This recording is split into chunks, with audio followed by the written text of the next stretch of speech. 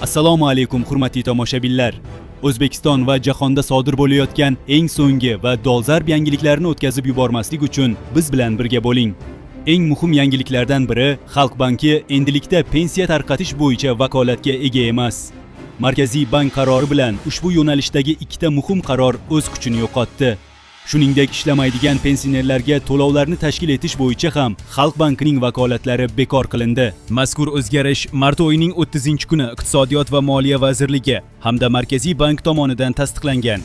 Unga ko'ra, 2018 va 2019-yillardagi tegishli yo'riqnomalar bekor qilingan, Vazirlar Mahkamasining 2024-yilga oid qaroriga asosan esa ijtimoiy himoya tizimi yanada takomillashtirildi. Ayrim eski qarorlar bekor qilinib, yangilari bilan to'ldirildi. Natijada eng katta o'zgarishlardan biri pensiya tayinlash va to'lash jarayoni ancha soddalashtirildi. Endi ortiqcha hujjatbozlik kamaydi. Endilikda pensiya tayinlanganligi haqida qog'oz hujjat berilmaydi. Barcha ma'lumotlar maxsus elektron tizim orqali yuritiladi.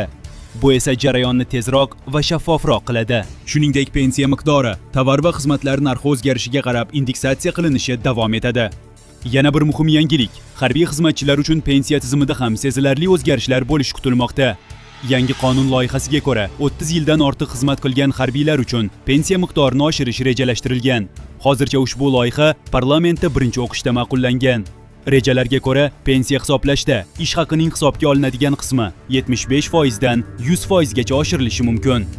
Bazaviy hisoblash ko'rsatkichi 10 baravardan 12 baravargacha oshirilishi rejalashtirilgan. Mutaxassislarning fikricha, bu o'zgarishlar uzoq yillar xizmat qilgan harbiylarni qo'llab-quvvatlash va rag'batlantirishga xizmat qiladi. Xulosa, pensiyalar to'xtatilmayapti. Aksincha, tizim soddalashtirilmoqda va zamonaviylashtirilmoqda. Tarqalayotgan vahimali xabarlarga ishonmang, faqat rasmiy va aniq ma'lumotlarga tayaning. Agar sizga ushbu ma'lumot foydali bo'lgan bo'lsa, videoga like bosishni unutmang.